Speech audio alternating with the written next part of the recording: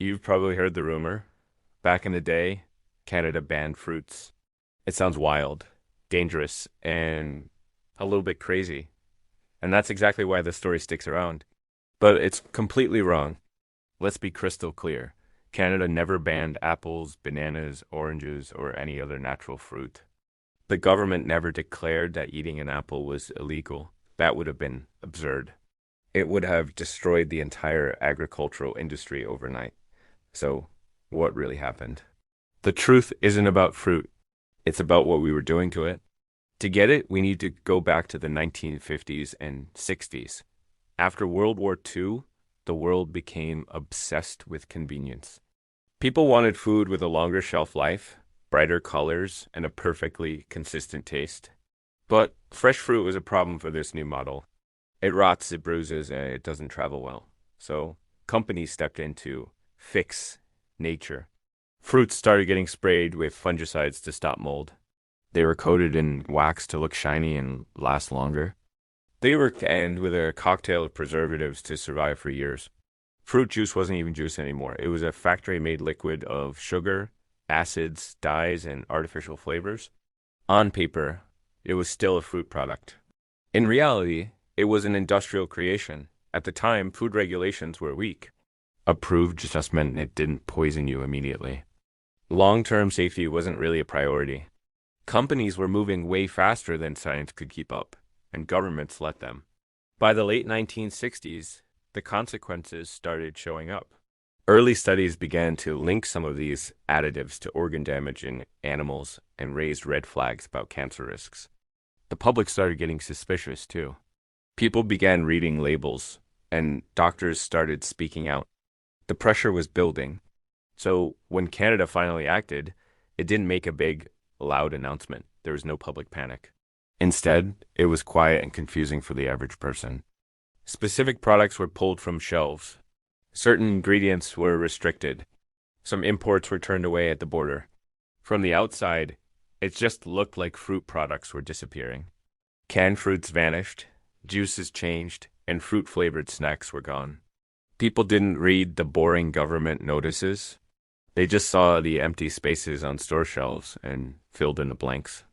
The assumption became a myth: the government banned fruit. But they never targeted the apple, just the chemicals sprayed on it. They never went after the peach, just the preservatives that kept it looking fresh for a year in a can. This isn't just a technical detail, it's the whole point. Governments don't ban staple foods, they regulate the systems around them. Canada knew that banning fruit would cause a crisis, but regulating additives? That just forces companies to adapt, and that's what happened. The industry quietly reformulated their products, removed the banned chemicals, and put new versions back on the shelves. This whole episode reveals something important. The government didn't suddenly become enlightened. The bans happened because time finally exposed the risks of moving too fast. We had assumed that all progress was good, that every chemical modification was an improvement. The 1970s was a wake-up call. It wasn't an attack on science. It was a response to incomplete science being treated as absolute truth. The myth that fruits were banned survives because it's a simple story. The reality is more complicated, but it's also more interesting. It is a story about how our trust in the food system was broken and then slowly rebuilt. Nature wasn't the problem. Our oversight was. The real fruits never went away, only the illusions we built around them did. This story isn't about fear. It's about correction. It's a lesson that when we drift too far from nature, eventually, reality pulls us back. Have you ever heard someone say that certain fruit products were banned back in the day? It's a common story, but it misses the real point. People didn't lose access to fruit. They lost access to what companies turned fruit into. This is where the real story begins. In the mid-20th century, things like juices, syrups, and canned fruits stopped being just food. They became engineering projects. The goal wasn't nutrition anymore. It was all about shelf life, making every batch taste exactly the same, and making it easy to ship across the country. Think about it. Real fruit is inconvenient for big business. It spoils, it changes with the seasons, and you can't predict its every move. So, industry decided to replace nature with control. They took fruit juices, diluted them, and then rebuilt them from scratch. Natural sugar was swapped out for artificial sweeteners. The vibrant color lost during processing, they just added it back in with dyes. And the natural flavor that disappeared with all the heating, that was recreated with chemical compounds. What ended up on the supermarket shelves looked like fruit. It even tasted like fruit. But to our bodies, it was something else entirely. By the late 1960s, governments started to notice a pattern. It wasn't that one single product was dangerous. The problem was the sheer amount people, especially children, were consuming over time. Kids were drinking fruit beverages with almost no actual fruit in them. Canned fruits, swimming in preservatives became a daily staple instead of an occasional treat. Many of those preservatives were only tested for short-term use, not for daily consumption over decades. Animal studies started showing potential liver stress, interference with nutrient absorption, and even some cancer concerns with continuous exposure. That's when the quiet crackdown began. Now, there wasn't one giant dramatic ban. Instead, it was a series of targeted restrictions. A specific canned fruit might get pulled because of its preservatives. A popular fruit syrup might disappear because of the artificial dyes it used. A juice brand could vanish because its sweeteners were no longer approved. To shoppers, it looked completely random. Why did one brand of fruit cocktail disappear while another stayed? The difference wasn't the fruit. It was the formulation. Regulators weren't looking at the flashy labels on the front of the can. They were reading the tiny ingredient list on the back. Those ingredient lists became battlegrounds. Artificial colors to make strawberries look extra red.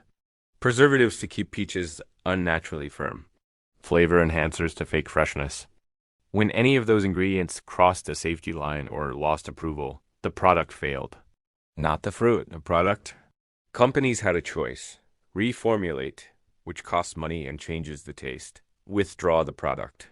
Or just quietly let it fade away. Many chose to just disappear, leaving a gap on the shelf and in people's memories. This is why we remember the absence, but not the explanation. We just remember that the juices our parents bought were suddenly gone. The story gets simplified in our minds to fruit products were banned, but the truth is they were filtered. Anything that relied too heavily on an artificial structure just couldn't pass the new standards. Products that were closer to nature survived. This is why you see labels like 100% juice today. That's not just clever marketing. It's a direct result of regulatory pressure. The alternative had become unacceptable. Children were a huge factor in this. Fruit. Branding was being used to sell chemical-heavy foods to kids for daily consumption. When risk affects kids every single day, the tolerance for that risk drops fast. These bans weren't loud or emotional. They were technical and quiet, happening through things like ingredient delisting and new manufacturing standards. There was no drama, just absence. The result was a quiet cleansing of the supermarket aisles. Products that depended on illusion didn't make it. So when we look at today as fruit products with their simpler ingredients and shorter shelf lives, that loss of variety wasn't an accident.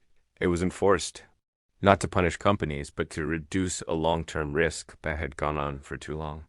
What disappeared from the shelves wasn't really food. It was overconfidence. Fruit didn't fail regulation. Regulation finally caught up with how fruit was being abused. Thanks for watching. Think about the riskiest food you've ever eaten. What comes to mind? Maybe something exotic or something that was recalled. Now, what if I told you that for decades, one of the biggest hidden risks was sitting right in your fruit bowl? The real danger was never the fruit you could see. It was the chemicals you couldn't. When people in the past imagined banned foods, they thought of empty grocery shelves. But regulators weren't looking at the shelves. They were looking at residues. Invisible traces of chemicals sitting on an apple or an orange long before it ever reached a kitchen. In the mid-20th century, fresh fruit wasn't as natural as we like to imagine, especially imported fruit. By the time an apple from another country reached a store in Canada, it had traveled thousands of kilometers. That long journey created a problem. Fruits rot, they get moldy, they attract insects. The industry solution? Chemistry. Fungicides were sprayed to prevent mold during shipping. Insecticides protected the crops in the fields and in storage. Special post-harvest treatments were added so fruits could last for weeks instead of days. None of this was visible. It didn't change the taste right away. And that's exactly why it worked so well. For a while. Back in the 1950s and 60s, the thinking was simple. A tiny amount of a chemical is harmless. But a tiny amount every single day isn't tiny anymore. By the late 60s, scientists started asking a new crucial question. Not, will this kill you today? But what happens when you eat this every day for 20 years? That one question changed everything. They discovered that certain chemicals used on fruits could accumulate in the body. Some were fat-soluble, meaning they would get stored in your tissues.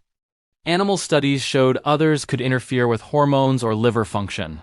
Again, nothing dramatic. No one was collapsing after eating an orange. It was slow, quiet, measurable damage over time. And that's the hardest kind of risk to explain, and the easiest for companies to ignore. So when regulators in countries like Canada began tightening their standards, they didn't just ban entire fruits. Instead, they focused on residue limits. If a shipment of imported fruit had pesticide levels above the new safe threshold, it simply wasn't allowed into the country. If a domestic farmer's crop exceeded the limits, it was rejected before it ever hit a truck. This was a much bigger deal than outright banning a fruit, because the apple itself wasn't illegal. But the way it was grown or treated could be. Entire shipments were turned away at the border, but it happened quietly. Farmers and exporters felt the impact, but most shoppers had no idea. What people did notice was inconsistency. Suddenly, certain fruits were only available in season again. Some varieties just seemed to vanish from stores for a while. Prices would go up and down without warning. This fed rumors. Something's wrong with the fruit, people would whisper. But the real issue was just safety rules finally catching up with the chemical reality. Then there was another layer most people never thought about: wax. Many fruits were coated in shiny, synthetic waxes to look better and last longer. A shiny apple sells. But that shine wasn't natural. These wax coatings could trap pesticide residues underneath. And some of the compounds in the wax itself weren't well studied for long-term consumption. Again, the concern wasn't one bite. It was the daily repetition year after year.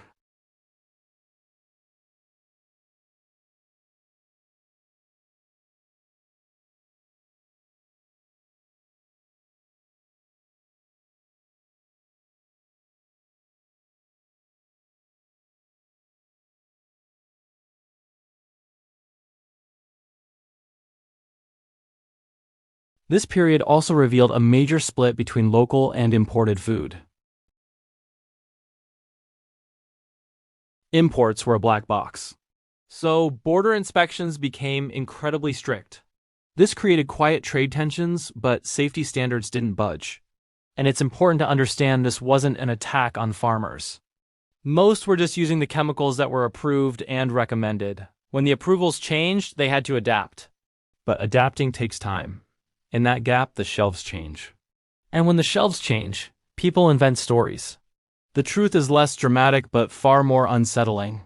For decades, we were all eating fruit with invisible chemical layers. Not because of some evil plan, but because progress moved faster than caution. The 1970s forced a correction. Not by banning fruits, but by drawing a line in the sand. What we learned is that nature wasn't the problem. The chemical shortcuts were. Today, our fruit might have more blemishes. It might not last as long on the counter. But that imperfection is actually regulation made visible. It's a sign that we value safety over a perfect, shiny appearance. The real story isn't about secret bans. It's about how something dangerous became normal, simply because we couldn't see it. The 1970s didn't create fear. They created limits. Limits that said you can protect and transport food, but you can't treat it like an indestructible object without consequences. Nothing exploded.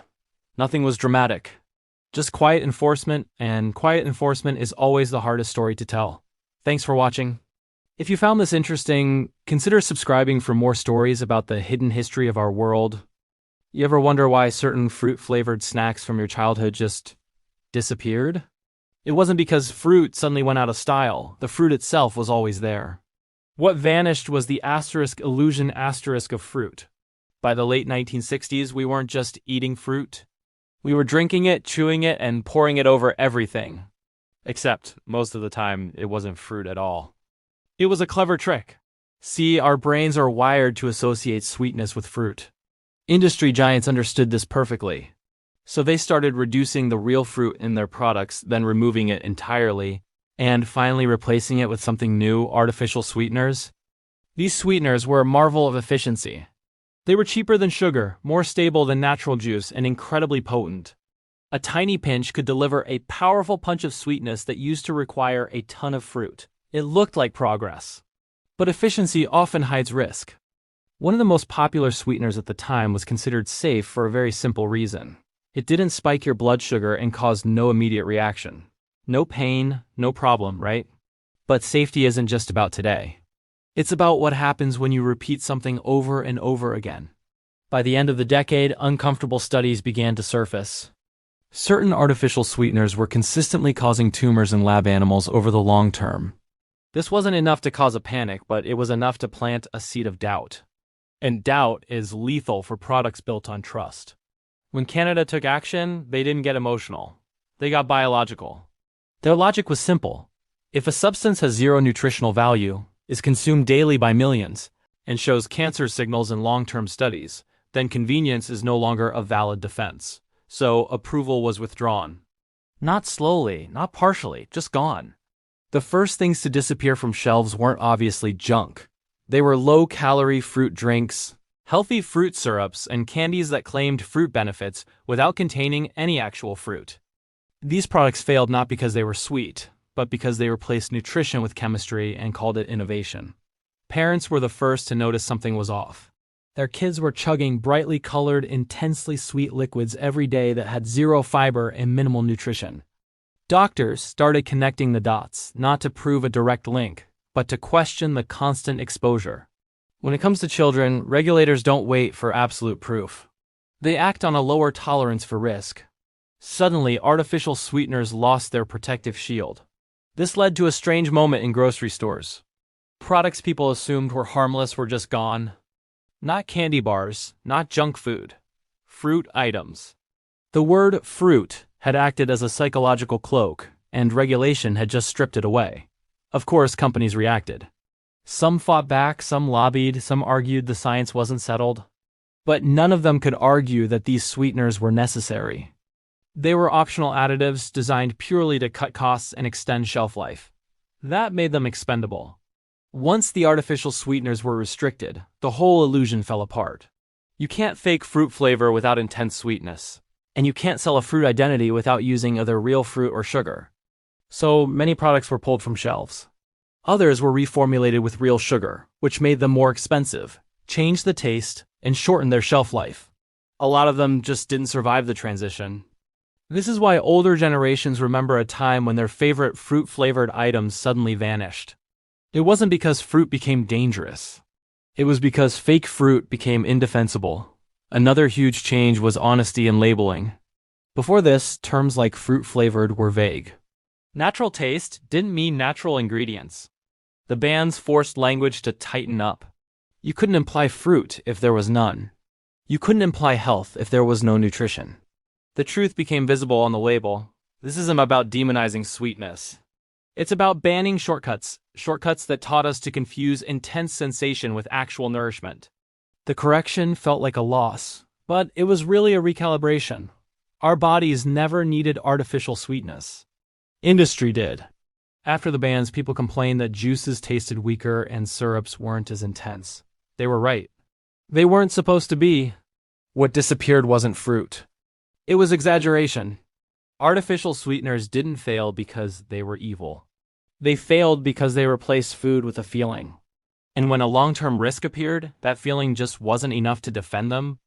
Thanks for watching, and if you found this interesting, don't forget to like and subscribe for more deep dives into the stories behind our food. The idea you hold close, that might not be love at all.